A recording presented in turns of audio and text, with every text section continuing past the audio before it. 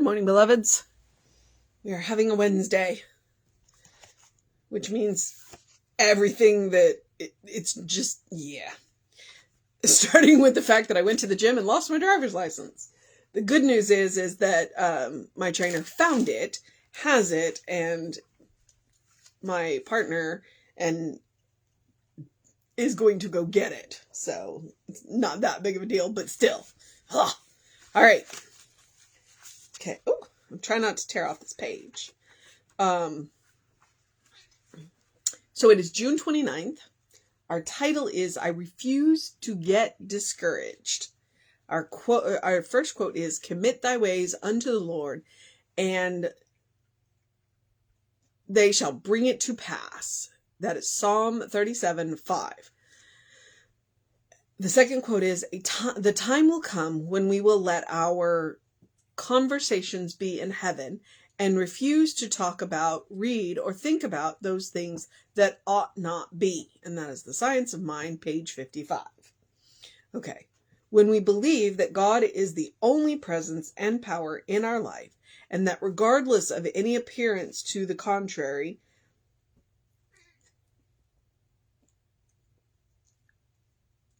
it ever seeks to manifest our good, we shall refuse to be discouraged.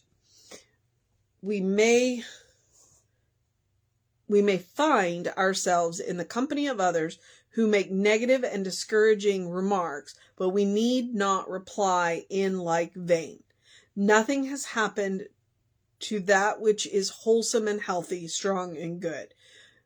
People's ignorance has never changed one iota of the divine qualities inherent in their life, but it does prevent them from expressing through God's life. Are you worried about your job, fearful of the reports about layoffs, about lack of opportunities? God is the absolute source of people's supply in whatever form they need it. Turn resolutely in faith to this intelligence and expect to be supplied. Heaven is the real state of being, and it is the eternal reality. But we must remember we can experience it only within our own consciousness. And this we can decide to do at any time. Irrespective of the external conditions, we can turn to the perfection within us and accept it as manifesting in our daily life and business activities. Everything I think, say, and do is stimulated by this consciousness of God's power indwelling me. I have confidence in my own destiny, for my life is God's life. Please don't knock him off. Come here. Daily, I receive divine ideas which continuously sustain me in right action, impelling me to follow the course of my highest good. Every suggestion of age, lack, or limitation is wiped out of my mind in the certainty of divine guardianship. And that is CC, which I believe is Craig Carter. All right.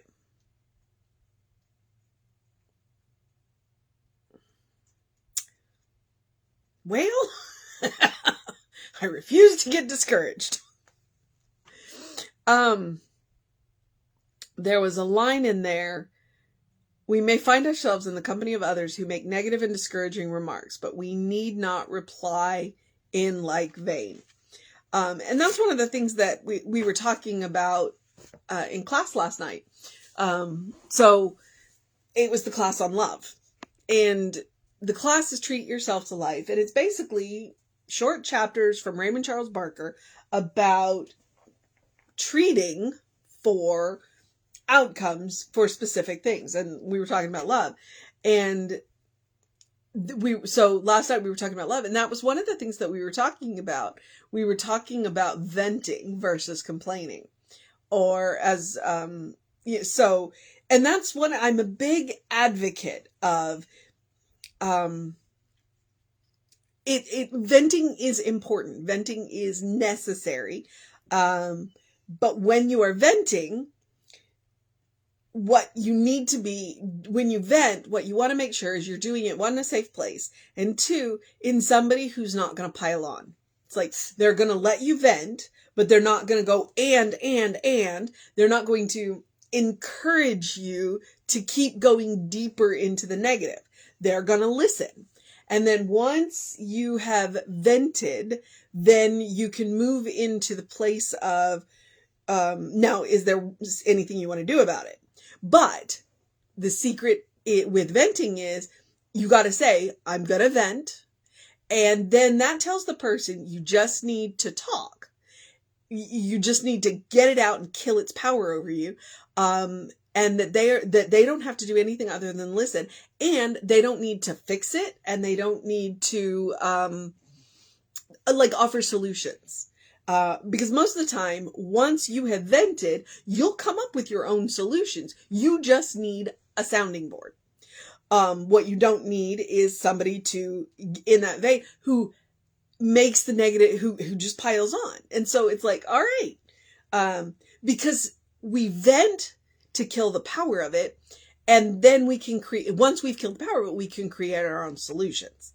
So, but if we just sit around and complain and then we never do anything, because that's one of my rules. It's like, I will listen to you vent if you are actively working on the situation. But if you're just complaining to complain, I don't got time for that. And frankly, neither do you. So, that's how we can not get discouraged, by not piling on when somebody is venting. And I know it feels good, and it's like, oh yeah, we're all going through the same situation, but so, we gotta watch that. And then once we're done, we gotta remember who our source is. It's like, all right, well, where do we go? Because as Craig said in there, heaven is a state of mind. It's a state of consciousness. It is not a place, which means we can create heaven in any place we are. So, the title being, I refuse to get discouraged. Well, how do I refuse to get discouraged? By being careful of the company that I keep, by not staying around negative people, by limiting my venting and limiting other people's venting, or making sure that when we are venting, we are doing it in an appropriate and healthy manner, by creating my own solutions, by not expecting somebody to fix my own issues. But I am free to go and ask for advice. And that's sometimes that's what the difference is. It's like, are you asking for advice, or are you just venting? All right. It can be very healthy that way. And by recognizing who our source is. Our source isn't each other. Our source is spirit. Our source is God. And so where we want to go is there. And then listen, because once we've gone there, all kinds of solutions and things, or sometimes just the feeling of feeling better, is all we need to get started on whatever it is that we're working on that could be discouraging. So I refuse to get discouraged. You know what? It's Psalm 37:5. Go read the Psalm. Commit thy way unto the Lord, and the Lord shall bring it to pass. It's like, if we go to God first, it'll get done. It'll get done. Because we will be guided in the actions that we need to take. Now, the second quote, the time will come when we will let our conversations be in heaven and refuse to talk about, read, or think about those things that ought not be. And that's from the Science of Mind, page 55. And that's a little bit of how the power, where our attention goes is where our power goes. And so if we don't want to speak it into power and that's one of the things that complaining can do. It's like, oh, well, this is where your attention is going. Clearly, this is what you want. No. So let's focus our attention on what we actually want.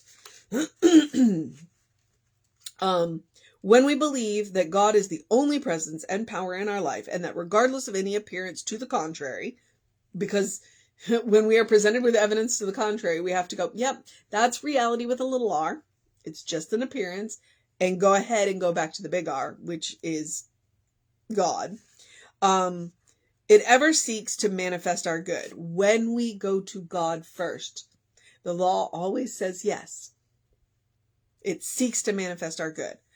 We shall refuse to be discouraged. So we always want to go to spirit first. We may find ourselves in the company of others who make negative and discouraging remarks, but we need not reply in like vein. Nothing has happened to that which is wholesome, healthy, strong, and good.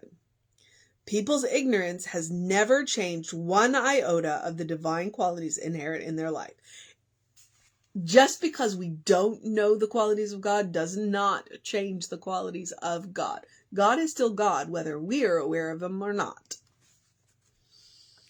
But it does prevent them from expressing, it prevents the qualities of God from expressing in our life. Okay? So get to know God. Go to God. That's the point of spiritual practice. Because then God expresses through your life.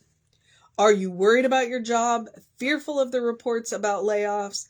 About the lack of opportunities? God is the absolute source of people's supply in whatever form they need it.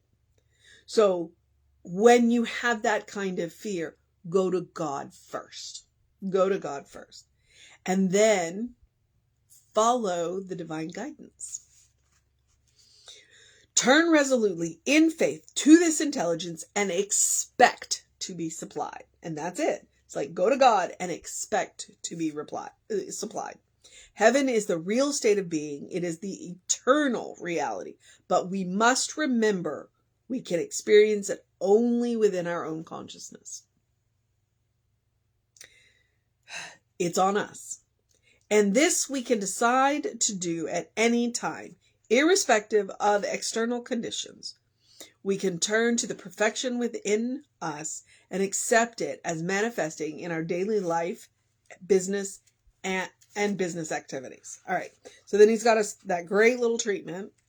Everything I think, say, and do is stimulated by this consciousness of God's power indwelling in me, of God's presence in me, of God's love in me. I have confidence in my own destiny, for my life is God's life in me. I mean, that's a pretty powerful statement there. Daily, I receive the divine ideas which continuously sustain me in right action, impelling me to follow the course of my highest good. Impelling me. The point of spiritual practice is to get that direction into the course of our highest good. Every suggestion of age, lack, or limitation is wiped out of my mind in this certainty of divine guardianship. All right. So our mission today, should we choose to accept it? There's so much. I think, though, because there's just a lot going on right now, I think the mission today, should we choose to accept it, is to not reply in the like vein. Because that, if we can refuse to participate in the discouraging remarks, it'll go a lot way to supporting our sense of well-being. Go and find the sunshines in your life. Go and find the people that are positive and be with them, and refuse to participate in the discouraging remarks. Even when you hear them, it's like, I understand what you're saying. I get it, but it doesn't have to be that way. Let's go to that which is never that way. All right. So that's the mission. The other mission, super important, especially when we are refusing to be discouraged, is to do something loving for ourselves, do something kind for ourselves, do something compassionate for ourselves. I'm running a little bit behind today, and I realized that I was wolfing my breakfast down, and I'm like, this part of my breakfast tastes really good, and I'm sitting here wolfing it down. Let me stop for a minute and actually taste my food. That is a loving, kind, and compassionate thing. Why am I rushing through something that tastes good? Okay? So, and that's what loving, kind, and compassionate is. It is to fully enjoy a moment. It is to stop and think about things. It is to respond to things instead of react to things. And honestly, complaining is reacting to things instead of responding to things. So, I'm not telling you not to complain, because the squeaky wheel does get the grease, but do it in a productive way and not in a discouraging way. Don't bring people down.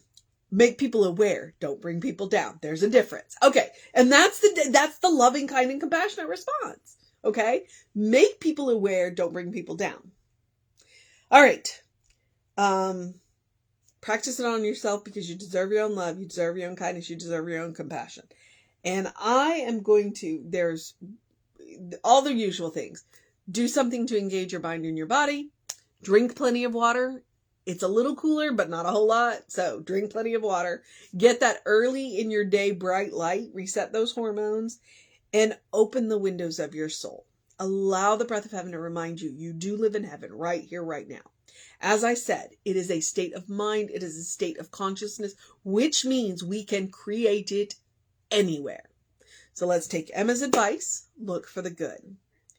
And right now, looking for the little goods is really a great way to do it, because there's so much little good around us that it builds up into this amazing, great wave of good.